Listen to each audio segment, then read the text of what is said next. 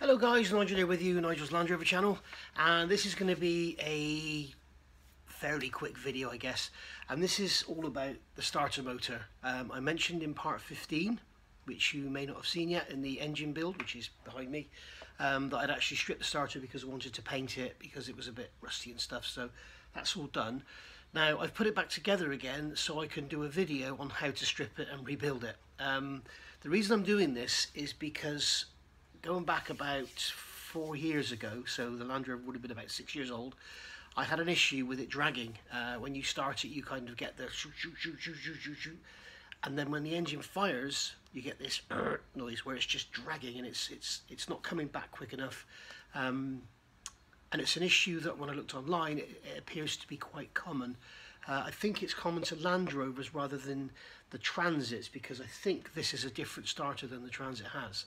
And basically, when I stripped this before, as I say, about 4 years ago, stripped it out, cleaned it out, and I found that it was full of crud, just full of dust and debris from the clutch and everything. So basically, this is just going to show you how to do it. Now, I can't do a video on how to remove it from the Land Rover, obviously, because my Land Rover is in pieces, but I can tell you it is extremely difficult. Well, it's not extremely difficult, but it's difficult. You've got the wing is in the way, obviously, which is quite high, and then you're going in from the top, as I explained in the end of my part 15 video. You know, you've got the EGR in the way above it, you get from underneath, and you've got the oil cooler in the way, you've got the engine mount in the front, and there's a multitude of coolant hoses in the way as well. So if you are doing an engine out, a clutch change, oil seal change, whatever, sorry, rear main oil seal change, I would take the opportunity to take the starter out, strip it, give it a clean out, give it a re-grease, put it back together again, because it's going to be so much easier to do while you've got the actual you know, well, you've got it all accessible either from behind with the gearbox out or from all angles if the engine is out. Or if you're doing an oil cooler change, you know, if you're changing the oil cooler, I would take the opportunity to go in from above, get that stuff from underneath, get the starter out, give it a clean. It's not a very big job, as I'll show you now. It's not daunting. You don't need to go buy reconditioned starter motors. It's actually fairly simple, very, very simple tools. I will say at the outset, if you have a go at this and mess your starter up, then don't come blaming me. I'm showing you the way I do things, and as I say, I've stripped this starter now twice and reassembled it twice. I'm about to strip it 3 times for the 3rd time and put it back together for the 3rd time to show you guys. It is not difficult, and the very basic tools, very, very basic, easy to do. So come join me on the bench and we'll get started. We'll get it apart, we'll get it back together, and then we'll get it fitted back onto the engine. Okay, so here we are with the starter on the bench. I've marked an X or cross where I've got to work, so hopefully you can, I won't go out of camera all the time. So first of all, the tools we're going to need, believe it or not, yes, 24mm 1/2" drive socket or thereabouts. You'll see what that's for in a second. 13mm, I'm using a quarter drive. 7mm, again, quarter drive extension, a T25 Torx bit, okay, 1/4" ratchet, obviously, little flat screwdriver, posi drive screwdriver, Phillips screwdriver, whatever, and some bearing grease. This is SKF bearing grease, and we'll also need some paper towel, I believe. So here we go, we've got that there. So we'll put all our tools to one side. So to start with, the first thing you want to do if you are going to strip your starter motor, if it's covered in crud, oil, muck, everything, get it cleaned off. Give it a really good thorough cleaning so that you don't get all that dirt and muck going inside. You want it to be nice and clean all around here. You know, just give it a brush off, give it a wash with some petrol or something like that, or just, you know, don't absolutely drench it, but just give it a bit of a clean. Be careful around this. This is like a moulded on silicone seal. I don't quite know why it's there, but it's there anyway. You've got, there's plenty of places in the gearbox, in the bellows, where water can get in, so I don't know why they've sealed that so well. So that's that done. Okay, so once you've got it all cleaned off, you need to start stripping it down. So the first thing I'm going to do is remove this little plate on here. Now I want to make sure you're not out of camera. No, you're not. So if I keep it here, so we've got 2 Phillips screws in here, posi drive screws, whatever they are, I don't know. So we're going to take those 2 out. Okay, and this is going to reveal the rear bearing. Okay, so we can put those 2 screws to one side.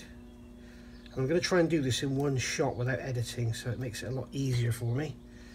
remove that cover. It's just a tin cover. In there will be lots of dirty caked tin grease. Get it all cleaned out, get some brake cleaner or whatever, give it a good clean out. And then on here you've got a C washer, okay, or a C ring or whatever. So that, you've got that ring there. Okay, so take that one out. Then you've got a flat washer under there. Okay, then we've got a 13mm nut on here, on the bottom side of the solenoid. So we're going to take that off. I've done this up tight so that I don't have to use too many tools, ratchets and stuff. But you obviously get the idea. So remove that nut, put that one there. Then we've got to get our 7mm socket and our ratchet. And we're going to take these two long bolts out. But we've also got a, sorry, there's a sealing ring on there as well. You should need to take off. That's a sealing ring that goes underneath that rear cup. So we can take these two bolts out. These are very, very long M5 bolts. I think they're M5. They are 7mm heads. So we can take these two out.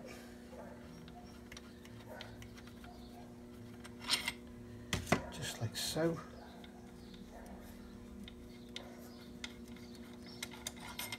Okay. Those to one side, and then this rear plate should just pull off. You might need to give it a little lever. I'm going to be careful not to scratch my fresh paint. So let's see if I can get it off without. Looks like I'm not going to be able to get it off without scratching it. So there we go, we get a bit there. And then that will just lift off, okay? Put that down to one side. Now in here, we've got the armature and the brushes. So we're going to leave that on there. Don't try and pull that off because you might spring it up. And this is what I use the 24mm socket for. So I put the socket over the back of the armature like that, okay? And then I'm going to get in here with a screwdriver and just gently slide this brush plate up. And what will happen is the brushes, you can see this is just coming off now on its own. That's why I was saying don't pull it off earlier.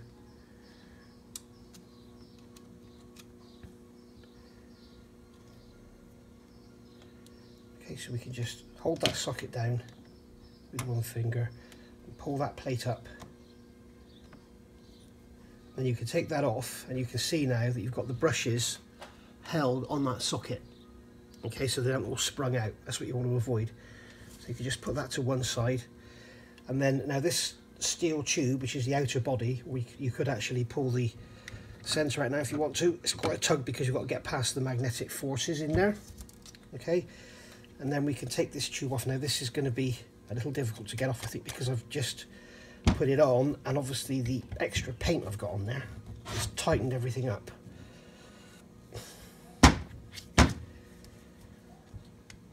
Come on. I've got to be careful not to scratch it because it'll just start to rust again then. Okay, and now I've got the gearbox is stuck in there, which I didn't want to happen. You just pull it off the gearbox. Of course, you may get this happen with yours if it's got lots of paint on it. So there is a little gearbox in here, so that'll just slide off. Okay, and that end plate for the gearbox has stayed in there, so I wasn't expecting that, but that's good because it may happen to you. Okay, so that's going to sit like that. So we can now, that will sit back in there like that if you get it right. There are 4 plastic legs on that gearbox and they are not equispaced, so it only goes back in one way. There is a slot here between the plastic parts, so you can see it goes in like that. Okay, now this gearbox end plate, as I say, has stayed in the tube. You can see that basically that end plate is just going to slot onto here, and it's only going to go one way because you've got the bolt holes. So let's try it the other way. Yeah, you can see you've got these 2 screw holes here, one there, and if you try and put it with them lined up with these 2 screw holes here, it won't go. So it'll only go on one way. So it's all sort of pretty foolproof. Okay, so that's going to clip onto there, just like so. Okay, and that'll go back in there. So if it does fall apart, it doesn't matter, it's just a case of clipping it together. You might want to take it apart, strip it out, give it a clean, re-grease it, whatever, Okay, so now we've got the front part of the starter motor and the main body, the main motor of the starter motor separated. So now if we want to take this out and give all this a good clean, on the back here we've got 3 T25 Torx bolts. Again, they're just finger tight. So I'm going to take these out.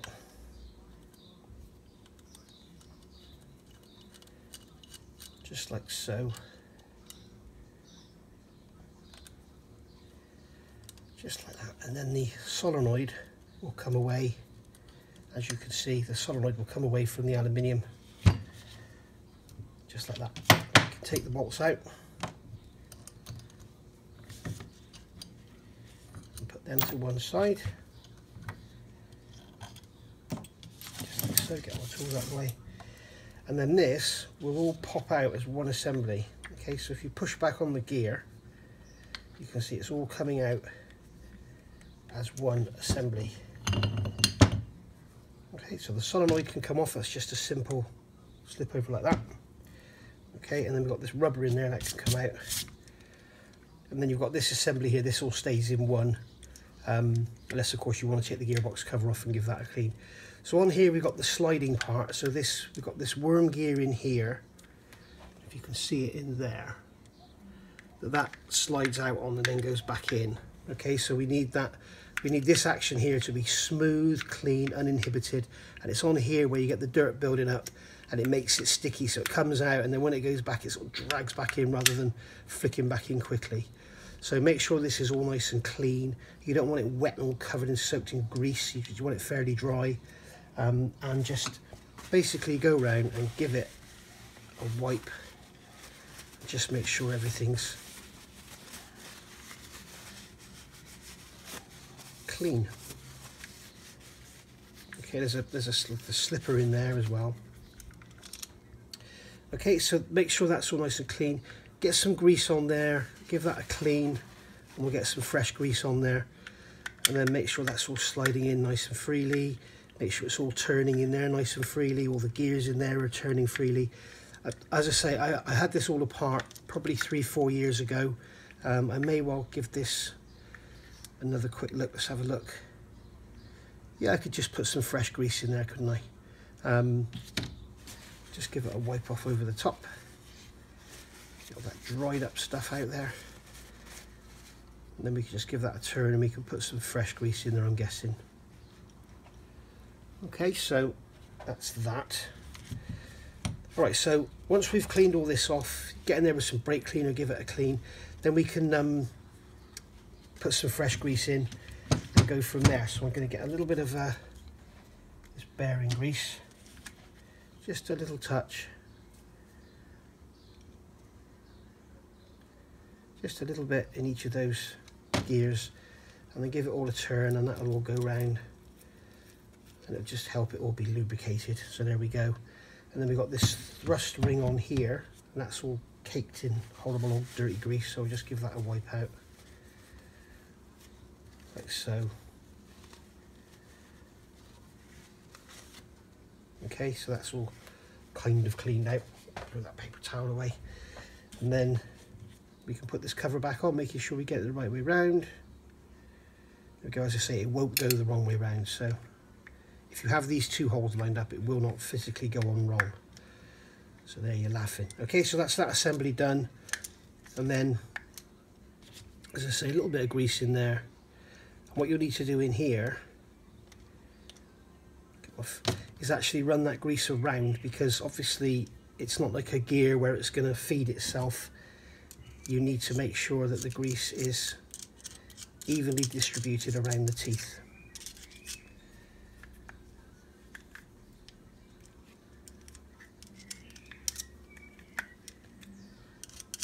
Okay, just got a little bit more on there. Get off. Just push that down into those teeth.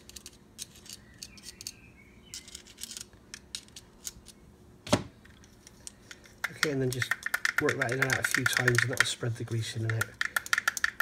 Okay, so that's going to keep that nice and lubricated and it'll always kick back. As I say, leave this here dry and then nothing will be attracted to stick to it, because maybe we've got all the clutch dust and everything flying up in this area.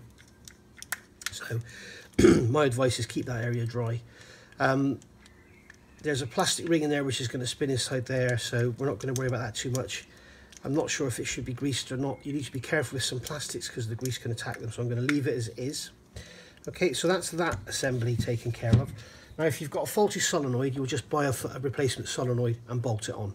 Okay, not sure how you diagnose a faulty solenoid with this, but basically if you're getting a click click and it's not going, then it could well be the solenoid that's gone. So it's worth checking. Basically what happens in here is you've got a 12-volt supply here, okay, and this is the main feed for the starter motor, and this is your ignition feed. So when you turn the, not ignition, the starter feed, so when you turn the key, that there becomes live, okay, and that energizes the solenoid to flick backwards, okay, which engages the gears. So when the solenoid flicks backwards, okay, it pushes those gears out, as you can see there, drives them, and then on the back of the solenoid there's a big metal plate that makes these two, that connects these two. So your main power coming in here joins into the power into there, which goes into your brushes in your starter motor through this cable here, and then the motor goes. So as you know, within a split second, it pulls back, it pulls that back, it pulls that motor forward, it drives the motor and pulls that out. So when it comes back, it's that makes it come back quickly. When you take your finger off the key, the solenoid will come back, everything disconnects and it all comes back. And this is what I'm saying, if this is sticky or if your solenoid is sticky, it will drag, it will make that noise as it comes back. So that's basically that, okay? So I want to give this screwdriver a clean. Right, so when we come to putting it back together again, all right, we're going to put some bearing grease in here as well. You've got a little needle roller in there, and if you can see it, but down in here there is a little needle roller. So we're going to put a spot of grease in there. Nothing too much. As I say, this is the area where the actual all the clutch dust will be. Okay, so that's gone in there like that. There's a bit of excess grease on the front. I'm going to wipe that off so the clutch dust doesn't all stick to it. Okay, so doing this now is you need 5 pairs of hands. Put the solenoid back onto the actual actuator part here, and make sure that this smaller stud without the bolt, without the nut on, when we took off, is facing downwards. Okay, so we're going to make sure that's going in like that. So that's going to go like that. You just literally hook that over. Job done. Okay, now I'm going to hold this assembly in one hand, lift this up and just drop it in. Drop it into there. Okay, now there's this red plastic thing here. When you do yours, it's quite obvious, but this red plastic part here fits into a recess which is machined or cast into the casting. Okay, so that all goes like that, and that is it. Now, as I say, this gearbox will only go in one way because it's got 4 legs on it. As you can see, you can turn it, and this recess in it here, this recess part has to face the solenoid, so they're going to sit in like that. Okay, then we've got this rubber which is going to go in. Now you've got a groove in the bottom of this rubber. It's like a big armchair, and that groove is going to go down towards that big piece of plastic, so we're going to push that down in there just like so. Okay, so that's that back together. All right, then we're going to come along with our solenoid screws and screw the solenoid back in, otherwise it's going to be flopping about and getting on your nerves. So we can just put this screw in a few turns, more than a couple because it's going into a tin plate. Don't just put it in a couple of turns, you know, put it in so it's held like that. Alright, so that's that out of the way now. So now what we can do is we can either put the motor in or put the outer sleeve on, however you want to do it. I'm going to put the outer sleeve on. You've got a recess here in the outer sleeve, and that's going to go over that rubber we just fitted. So this is going to slide down over the motor like so, and then line up and just press on. Okay, now I've got paint in there so it's not going together as easy as it would if it had just come off the vehicle. And then this is going to go in. Now we've got this gear on the end here, okay, and there's a bearing in there as well. So I'm going to wipe the old grease off the gear, just give that a clean. Just put a dab of grease on there, Okay, and then we're going to drop this down in. Now watch your fingers, because this may shoot out of your hands as you push it down. So what I'm going to do is grab it by the armature, okay, and then just place it in. And if it wants to go, just let it go. Okay, see, it pulls down like that. Right, now make sure it goes in and engages with those gears, so when you turn it, it feels smooth. Okay, now it's rubbing on the sides because it's got no bearing support, but it needs to be turning in there smoothly, not dunk dunk dunk dunk, and that way you know it's engaged. All right, so that's gone down in there. So now with this held up like this, we can put our brushes back in. I couldn't think of the word then. Okay, so that we see the socket's done its job. You've got the rubber on here, which is like a sort of triangular shape, and that's going to go down into that slot. Okay, so we're just going to drop that over there. Make sure that slot is lined up. Okay, and we just push down. Okay, and then what we can do then is just move this socket around, and it will allow the brushes to go down over. Now obviously you don't want anything bigger because you won't get it in there, and you don't want anything too small because it won't work. So that's what I'm using, a 24mm socket, and then just jiggling it around, and then the brushes will go over the armature like that. Okay, just take your 13mm nut, place that on there so it doesn't all come loose. Okay, and then we can make sure that's down and just push it as far as it'll go, and it comes up to a stop. And then we can put this end plate on. You've got the little tangs on there. Again, I'm going to put a little bit of grease on here.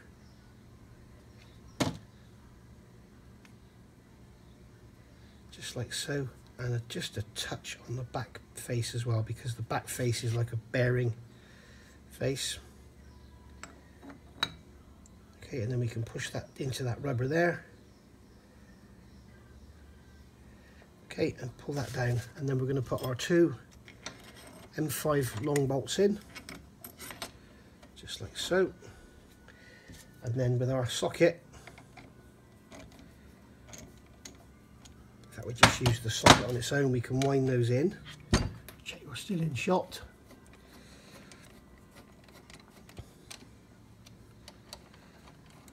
With mine I'll feel it all pulling together because of the additional paint. But if you're just rebuilding yours without painting, it will go back together a lot smoother than this one. Okay, so now we can get our socket back on.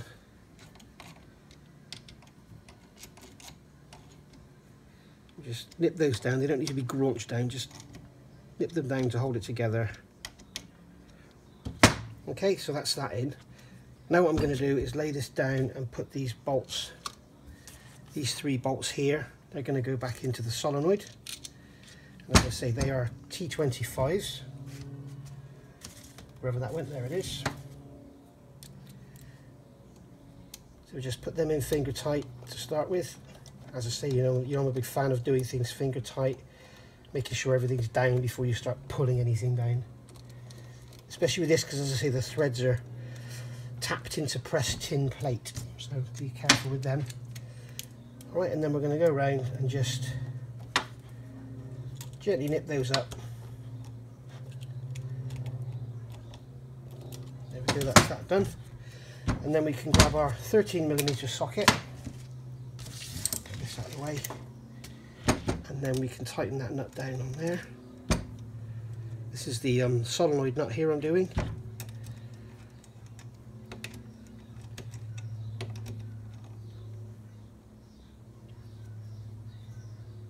There we go, that's down. Okay, now on the back here you can see there's a slot. You can see there's a slot where that sea washer went. And what we need here is a flat screwdriver. Just lever the shaft upwards so that it's sticking up like that. And then we can put that washer on there, that flat washer, and then just drop the sea washer around like that, and that's that held in place. Okay, and then I'm going to put some grease on there, just like so. Okay, and if we want to, you can put some grease in here, just as a bit of a reservoir for it. Okay, and then we're going to drop this sealing washer on there, coned up. Okay, so the cone is facing up towards you. We'll put a bit more grease on there. And then we can put this housing over the top, grab the screws,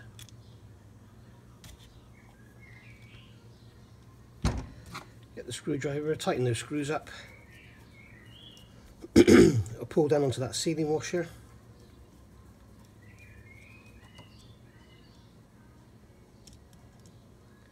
Come on, there we go.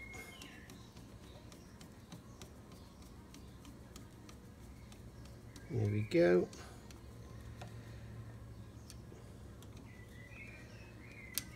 And that's that done. So we're just going to go around and check everything now. Check that is tight. Yes. Okay, we're going to check our main bolts holding it all together are tight. Yep, they're all nice and tight. And I'm going to give them an extra little tweak because, as I said, I've got all this extra paint on here. Right, so that's all pulled down, and then we're just going to check those T25 Torx bolts holding the solenoid on. These don't need to be grotched up, but you do want to make sure this is all good because, as I say, when it's in the vehicle and everything's all connected up, it's a bit of a pig to get to. And that is basically it. That is your starter motor rebuilt. Okay, so it's all good, all done, ready to go back on the engine. So let's get it bolted back on. Right, so as you can see, I've got the engine. I've started fitting the wiring loom. And you can see we've got these wires coming down here, and they literally just come straight down here, straight through here, and then they're going to go onto the front of the starter motor. This is the main feed for the alternator. So we're going to have the main feed from the battery coming in behind that one. That one will go on after, and then this one is your starter signal. These wires here, they go down behind and under the starter, and they're just all cable tied up there. So look at that wire routing there. That's how yours needs to be. That's how mine was from the factory. So down here you can see we've got the mountings for the starter. They're both doweled, so we can just plop the starter motor on and then put the bolts in. So the bolts are a little strange. They've both got these M6 tail tags on them, you can see on the top.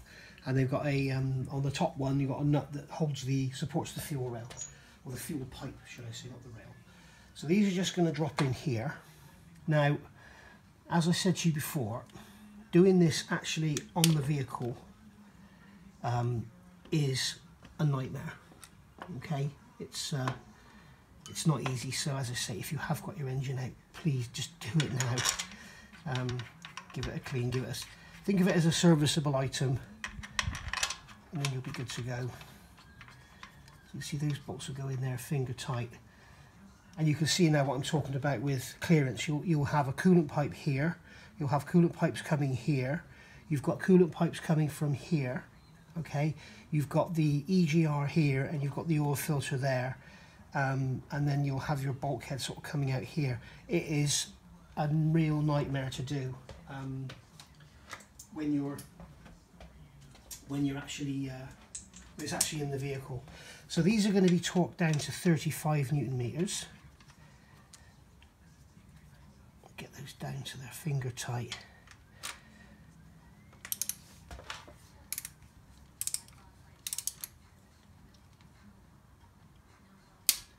Down like that. And down like that, so that's that. And I'm actually looking now, I'm thinking I may actually undo this and let it hang, because when we slide the gearbox in, it's going to tear that rubber.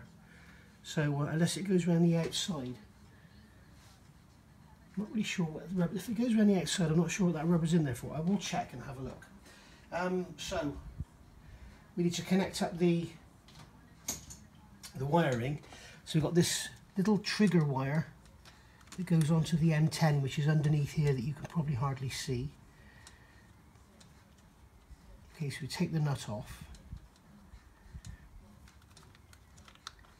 Sorry, did I call it an M10 nut? It's actually a 10mm nut. So it's not an M10, it's a 10mm nut. So there's the nut. And then we're going to put the wire over the stud. And then we can put the nut back on. I realised that the camera angle is very difficult for me because the car is in the way. But I'm sure you understand what I'm doing. So we're going to wind that nut on. Now you've got very little room around there, so if you try and put a spanner on it, you may well break the bakelite on the back of the solenoid, so it's better to use a little quarter drive socket as I'm doing here. And then we're just going to nip that up, job done. And then this one here, we'll just put this one on finger tight because we've got to take it off again to put the main battery feed on there once it's in the chassis. So we'll just put that one on like that and that'll do us fine. So that's it, starter motor's done. Fit it back on the engine. As I said, I'm going to have a look now and then I'll come back to you straight away and whether we should put this on now or leave it off. Okay, so just had a look. You can see that this is obviously a multi, because they've got that ring there, so you could have the casting sort of going around there. But also the gearbox, the MT82 on this engine actually slides underneath there. So what we'll do when we put the gearbox on, we'll undo these bolts and we'll just have the starter motor pulled away, and then that won't risk actually ripping that rubber when we take the gearbox out. So another one to remember when you're doing your clutch or whatever, if you're going to take the starter motor out anyway, then be careful because you'll rip that rubber when you put it back together. So there we go, guys. That's it. That's how you strip, rebuild and fit your starter motor. So hope that's been helpful to one or two of you. And as I say, I've carried on with the wiring loom. There's nothing much to see really. It's just a case of getting a load of cables and clips connected. The only thing I've had to disconnect that I've actually connected already was up on here, this fuel return line from the spill. The loom goes behind it, so I've just had to pull that off. That's a simple push fit connector, so that's fine. And that's about it really. So there we go. Thanks for watching. I'll see you all soon with another video. I don't know what's going to be next. Bye for now.